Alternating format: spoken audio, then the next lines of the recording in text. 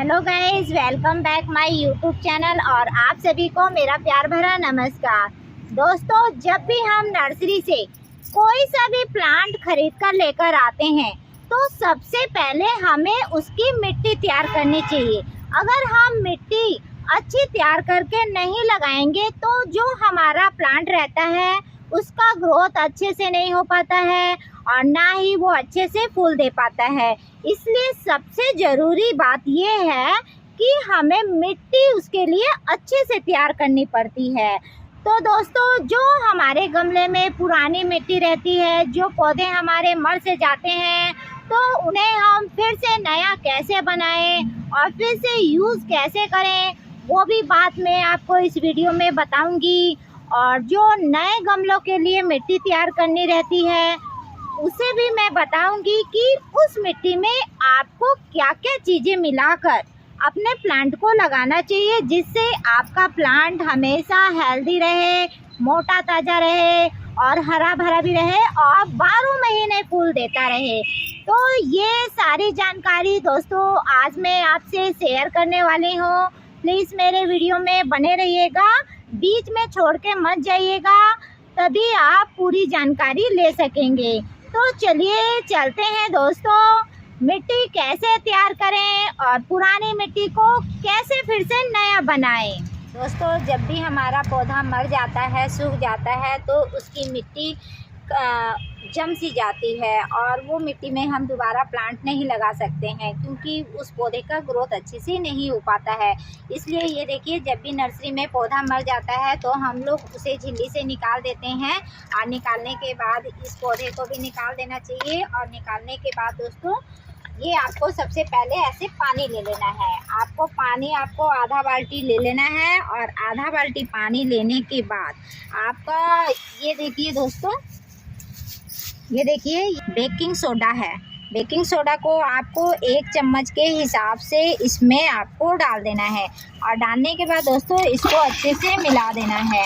Baking soda बहुत ही अच्छा एक लिक्विड फर्टिलाइज़र रहता है दोस्तों, जो मिट्टी की उपजाऊ शक्ति को बनाए रखता है और मिट्टी में किसी प्रकार की चींटी ऊँटी नहीं लगती है। बेकिंग सोडा को मिलाया जाता है और ये जो हमारी मिट्टी है जमी सी, इसको आपको एक एक करके बाल्टी में डाल देना है। और इसे डालने के तुरंत बाद दोस्तों आपको नहीं निकालना है। जो हमारी मिट्टी रहेगी उसमें बेकिंग सोडा अच्छे से काम करेगा और मिट्टी की उपजाऊ शक्ति को बनाए रखेगा। इसी तरह पुरानी मिट्टी को नया बनाया जाता है। और दोस्तों, इसको आपको तुरंत बाहर नहीं निकालना है, इसको आपको कम से कम आधा घंटे के बाद इसको बाहर निकाल देना है। जब आधा घंटे बाद बाहर निकाल दोगे दोस्तों तो ये मिट्टी एकदम भुरभुरी टाइप की हो जाएगी। तो आपको पानी ऐसे बाहर निकाल देना है और मिट्टी को बाहर पलट देना है और इसको अच्छे से सूखने के लिए छोड़ देना है। तो हो गया पुरानी मिट्टी को नया बनाने का तरीका। पौधे को लगाने के लिए मिट्टी को देखिए, हम लोग नर्सरी में ऐसे ही मिट्टी गिरा देते हैं। ये पूरी तरह से काली मिट्टी रहती है और ये पौधे के लिए बहुत ही अच्छी मिट्टी रहती है। तो आपको भी काली मिट्टी ले लेना है और काली मिट्टी लेने के बाद इसमें देखिए ये भूसा आपको मिला देना है। भूसा दोस्तों धान का भी भूसा ले सकते हो और आप लोग गेहूं का भी भूसा ले सकते हो। भूसा मिलाने से दोस्तों जो मिट्टी रहती है वो आपस में चिपकती नहीं है और पौधे का जो ग्रोथ रहता है दोस्तों वो अच्छे से हो पाता है। इसलिए हम लोग मिट्टी में भूसा ज़रूर मिलाते हैं और आप लोग भी मिट्टी में भूसा ज़रूर मिलाइएगा। और उसके बाद ये देखिए दोस्तों, ये आपका सुपर है। सुपर दोस्तों पौधे का जो जड़ रहता है उसको बढ़ाने में बहुत ही ज़्यादा मदद करता है और पौधे को हरा भरा रखता है। ये आपको खाद वाली दुकान में मिल जाएगा दोस्तों और इसे भी आपको मिट्टी में मिला देना है। ये हमने सुपर मिट्टी में मिला दिया दोस्तों और मिलाने के बाद ये बेकिंग सोडा को भी दोस्तों इसी में आपको मिला देना है। बेकिंग सोडा से दोस्तों दीमक नहीं लगता है और ना ही चींटी लगती है, इसलिए इसको मिलाया जाता है। और उसके बाद दोस्तों ये देखिए, ये नीम के पत्ते हैं। नीम के पत्ते को भी दोस्तों मिट्टी में मिलाना चाहिए क्योंकि मिट्टी में जो भी दीमक लगता है वो सब नहीं लगेगा। इसलिए हम लोग नीम का पत्ता भी अपने मिट्टी में मिला देते हैं। आप सूखा वाला नीम का पत्ता भी मिला सकते हो और हरा वाला नीम का पत्ता भी मिला सकते हो। और उसके बाद एक चीज़ और मिलाना है। ये देखिए, ये ग्रूमोर है। ग्रूमोर में बहुत अधिक मात्रा में नाइट्रोजन और पोटास रहता है जो पौधे को फूल खिलाने में मदद करता है। इसलिए हम लोग मिट्टी में इसको भी मिलाते हैं। इसे ज़्यादा क्वांटिटी में दोस्तों नहीं मिलाना है। इसे आपको जितनी मिट्टी होगा उसी के हिसाब से आपको 2 चम्मच 3 चम्मच तक मिलाना चाहिए। ये सब हमने मिला दिया दोस्तों। और मिलाने के बाद इसको दोस्तों अच्छे से आपको मिक्स कर लेना है। हम लोग इसे थोड़ा थोड़ा मिक्स कर लेते हैं और मिक्स करने के बाद ही अपने प्लांट को लगाते हैं। ये तो हमारा दोस्तों मिट्टी तैयार हो गया है। और तैयार करने के बाद दोस्तों पौधे को कैसे लगाएंगे ये भी मैं आपको बताऊंगी। अभी पौधा लगाने के लिए दोस्तों आपको उसके लिए गमला सिलेक्ट कर लेना चाहिए कि ये पौधे के लिए छोटा गमला चाहिए कि ये पौधे के लिए बड़ा गमला चाहिए। तो जिस तरह दोस्तों ये पेंजी का प्लांट है, ये छोटे से पॉट में हो जाता है। इसलिए मैंने 12 इंची का पॉट ले लिया है। अगर आपको गुलाब लगाना है, गुड़हल लगाना है तो आप 14 इंची पॉट में लगा सकते हो। और इसमें दोस्तों ये होल होना भी बहुत ज़रूरी है ताकि पानी रुके नहीं और जमे नहीं। इसलिए होल का भी ध्यान देना चाहिए। और आपको एक पत्थर इसमें रख लेना है और रखने के बाद ही अपने प्लांट को लगाना चाहिए।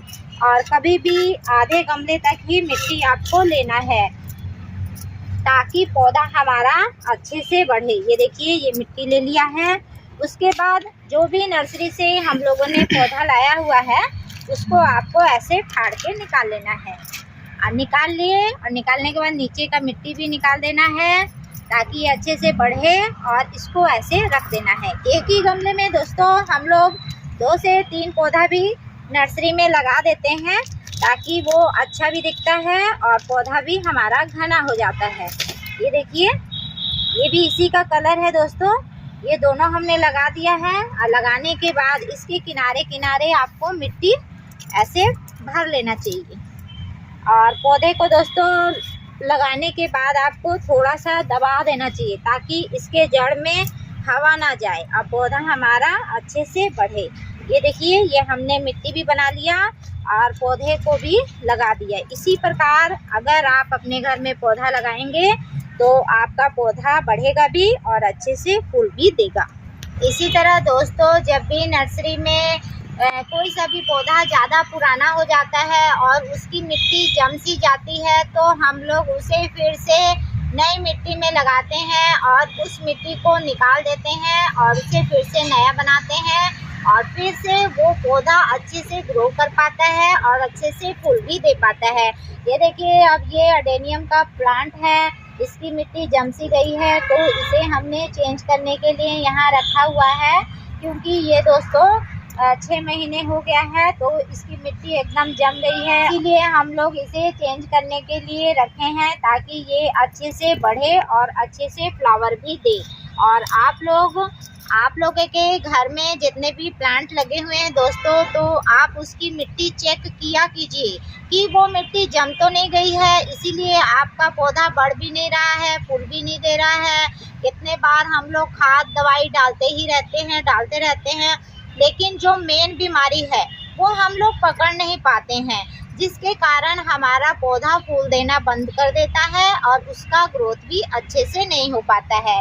इसलिए हमें मेन बीमारी को पकड़ना चाहिए, तभी हम प्लांट को अच्छे से हरा भरा घना कर सकते हैं। आप भी दोस्तों इसी प्रकार मिट्टी बनाइए और अपने घर के सभी प्लांट को लगाइए ताकि आपका पौधा 12 महीने फूल देता रहे।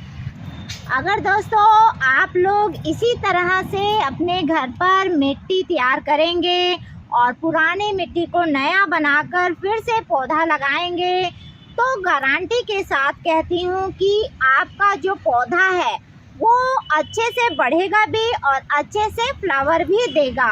आप इसी तरह मिट्टी बनाइए और लगाइए। मेरा वीडियो आपको कैसा लगा मुझे कमेंट करके ज़रूर बताएंगे और अगर अच्छा लगे दोस्तों तो अपने दोस्तों में शेयर भी ज़रूर कीजिएगा। आप लोग मुझे कमेंट करके थैंक्स बोलते हो तो मुझे बहुत अच्छा भी लगता है और नया वीडियो बनाने का मन भी करता है।